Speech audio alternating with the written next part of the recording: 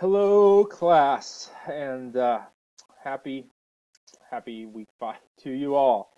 Um, what I would like to do now um, is just go over week five's assignments. There was a lot of stuff due last week, week 4, as far as discussion board with the comments on Keller and the other week 4 assignments that you had to do.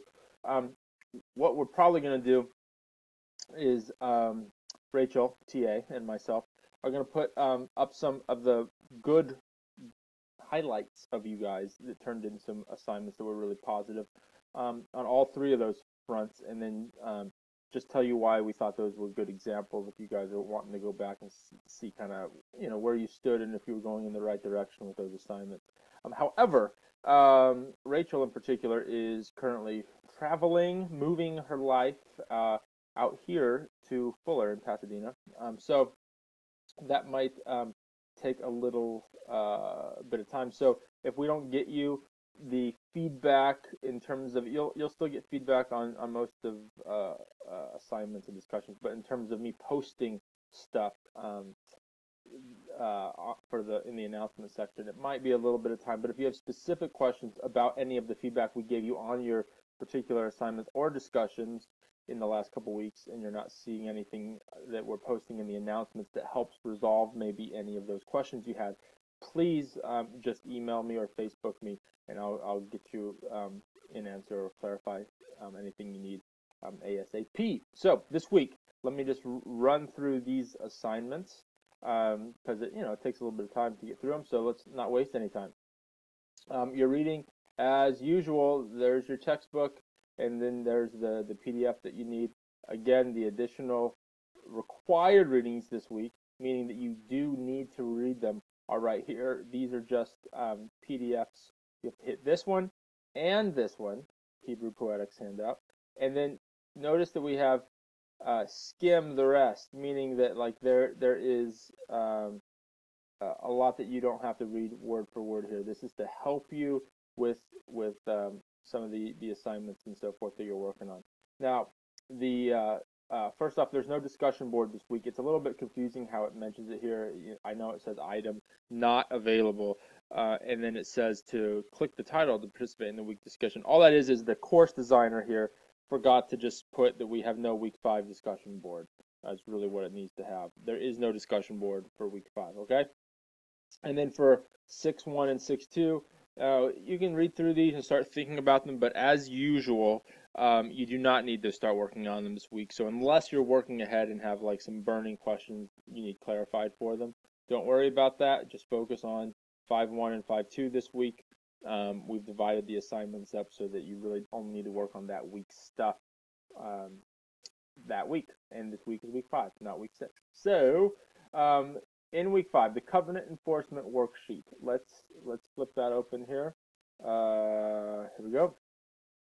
Okay, so you'll see in the readings the prophet's message focused on the enforcement of the covenant between God and the nation of Israel. It is on these terms that the prophets announce the people's disobedience, their need for reform, and coming judgment. In this assignment, you will trace the sayings of the prophets back to their root in the covenant stipulations of the Pentateuch. That's the books of the law, right? Utilizing knowledge of the Old Testament law, as well as the promises of blessings and curses found in Deuteronomy 28, correlate the pronouncements of the prophets with their antecedents in the Pentateuch. Prophetic texts can parallel a variety of different things in the Pentateuch, such as Israel's moral failings in the eyes of the law, Israel's blessings for obedience, and 3, the coming judgment for Israel's failure to obey the covenant. All right, so pay attention. We want you to use this week's assigned readings in Amos, Joel, Hosea, and Micah. Stop there. You'll notice in the assigned readings this week, there is no Amos, Joel, Hosea, and Micah. In fact, if you look at this week's assigned readings, it is Psalms and Isaiah. So don't let that throw you off. This assignment was originally given back in week 3 where you did have to read well, let me actually go back and check that. It's you had to read. I got confused with which one. I just want to double check here. You had to read, I believe it was Hosea and Joel. Hosea and Amos. See here in week 3, you had to read Exodus, Deuteronomy, Hosea, and Amos. Okay, so when you are doing this assignment and it asks you to read Hosea, Amos, Joel, and Micah, don't worry about Joel and don't worry about Micah. Okay, those are similar prophetic books, but you don't need to read those two when you do this assignment. If you would like to use them in order to find, you have to find 10 parallels. I'll go into this again and clarify it a little bit more in a second. But I don't want anyone to be confused about what you need to read. In fact, you have already read it. But I don't want you to have to read additional books. So that was just kind of a typo. I think additionally the course designers were looking at you reading all 4 of those books. But you can do this assignment just by going back through Hosea and Amos that you read back in week 3 and completing this assignment, okay? So just Hosea and Amos, not Joel and Micah.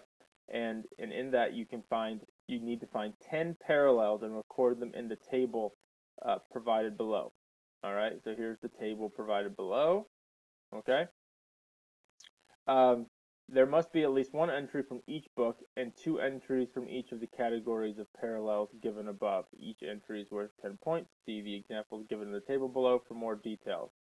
Okay, so what that means now, again, you would just be doing Hosea and Amos.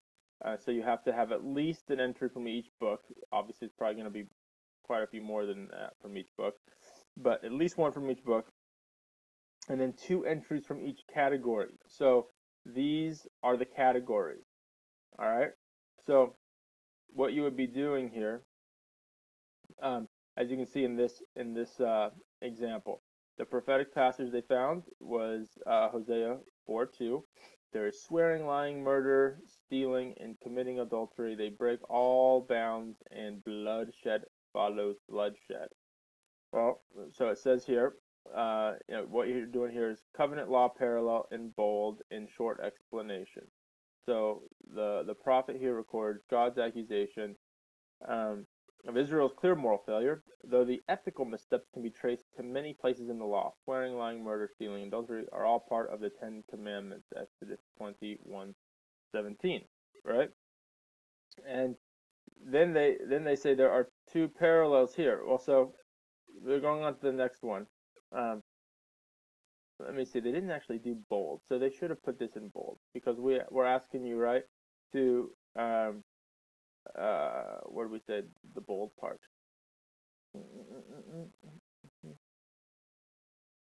I'm trying to find. I just read that to you, right? It's always when I'm recording live is when I can't find the things I just told you to do.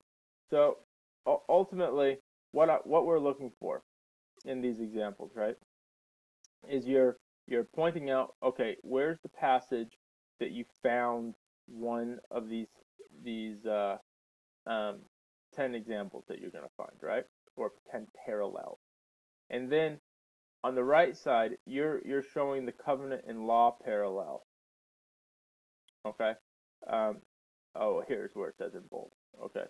If there's a parallel, you're showing it in bold in a short explanation.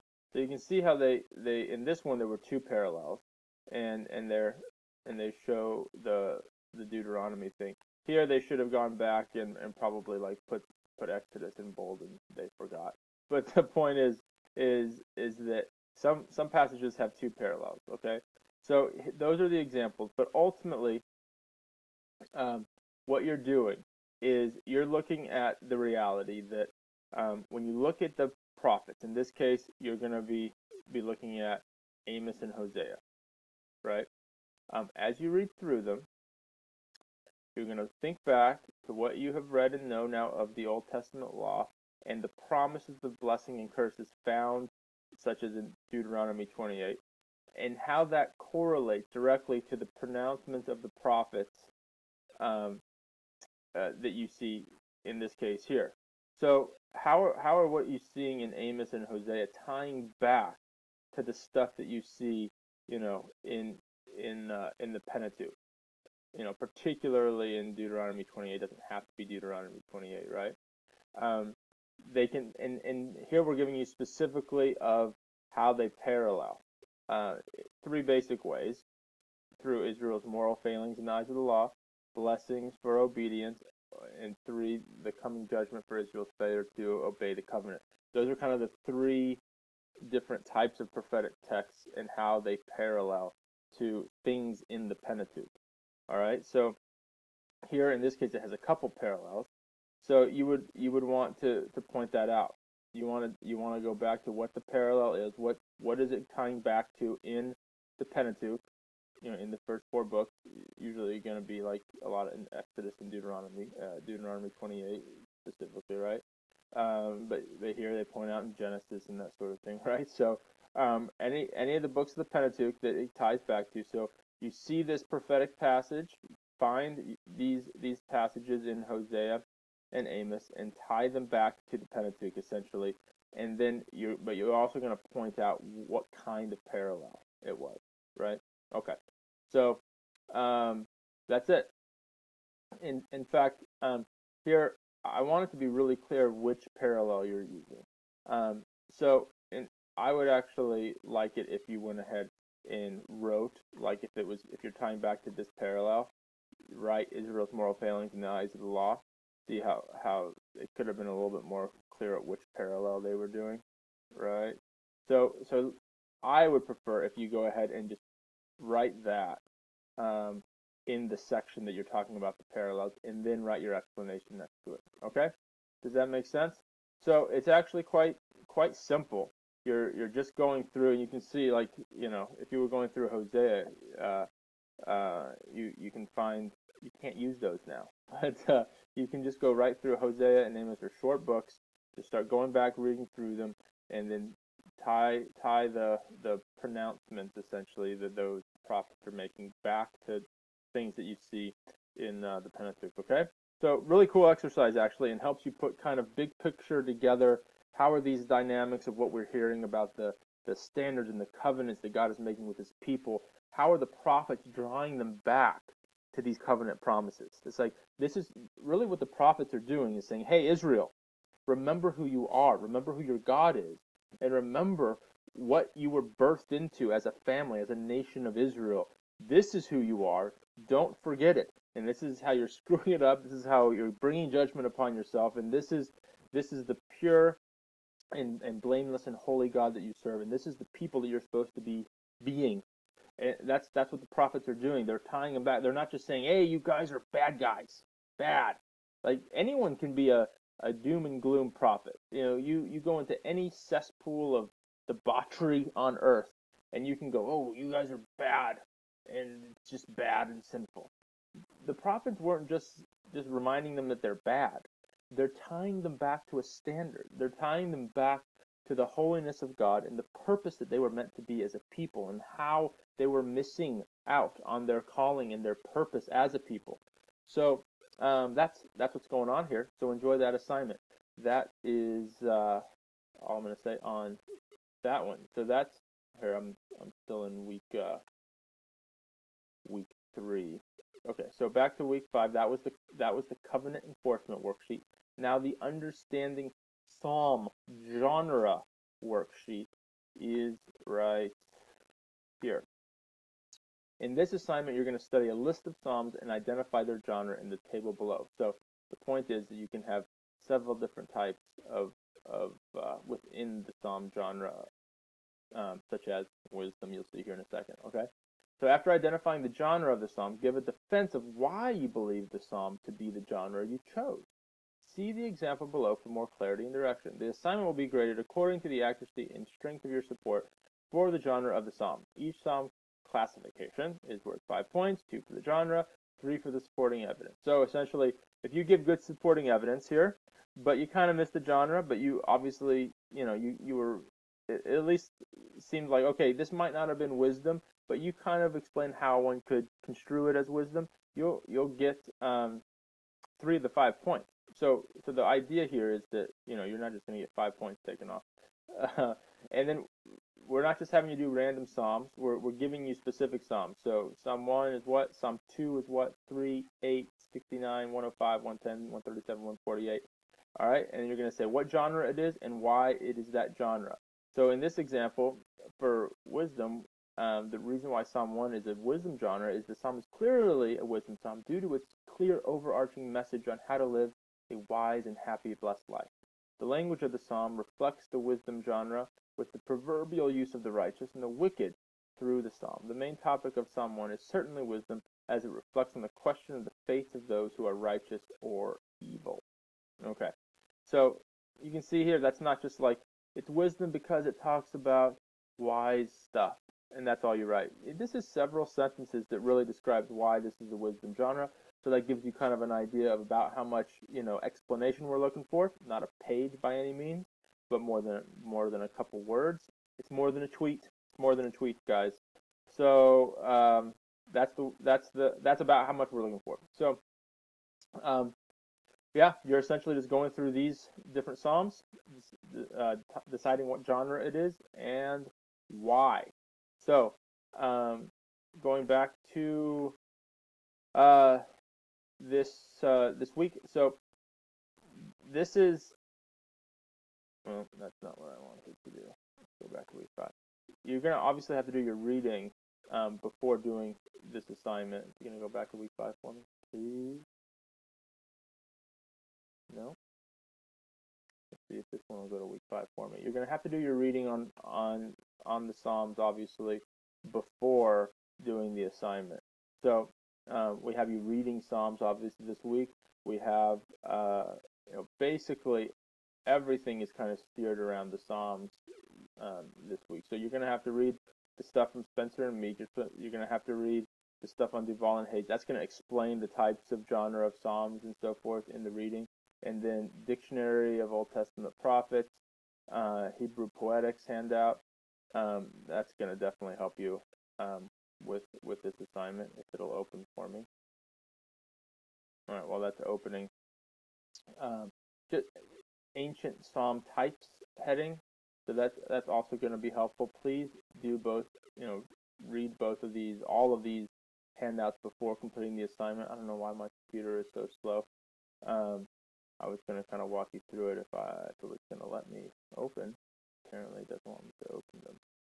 So anyway, those are all going to be very important. If you still have questions about like how do I utilize this in the in the assignment, I think it's pretty self-explanatory. I can't imagine making it any more simple. Okay, so Hebrew Poetics, you've got the different types of poetics in Hebrew poetry, right? So that's not necessarily talking about genre, but that is definitely tied into the stuff we're doing, learning about in in Hebrew poetry. Types of psalms. Just gonna download. Oh, it's a big document. This is gonna talk about the types of psalms in here. That's gonna be very helpful if it'll ever download. That may take a few minutes to download. The point is please use these resources before asking me, well, what are the different types of psalms? If you have confusion about it after doing like the reading, please let me know. But from time to time, some of you are asking me questions before it looks like you've done any reading. So all that to say, that is that is the assignments this week. And again, the way we're grading those is pretty self-explanatory. We're not going to give you tons of feedback because we can easily post a good example at the end of the week and show you guys really what we were looking for. And these are really to replace quizzes because I don't like them. These worksheets are not big papers. They're meant to show that you know how to work through certain concepts. So you know how to understand now how the psalm genre works and the differences within a psalm. You're getting the basics down. You don't need us to write you a page. Plus, we've got lots of students, and this replaces a quiz. So we're not going to be writing you a half a page feedback on that. Yes, I'm glad that you found the right genre of psalm. The issue will be if you're completely missing it. we'll write some stuff, and for the most part, most of you will probably have a couple there that you were on the right track, but you just missed. You didn't see that it was, really talking about, wisdom instead of whatever other type of genre. And then with the covenant enforcement worksheet, you can probably find quite a few things with that. Most of you are going to do fine and tie that back to the Pentateuch, those parallels. So we'll give you an example at the end of the week of kind of people that were doing it ideally. But if you have any questions about the grades you get on it, please let us know. But those are not assignments we're going to give tons of feedback on. We're basically just making sure that you're on the right track and going from there.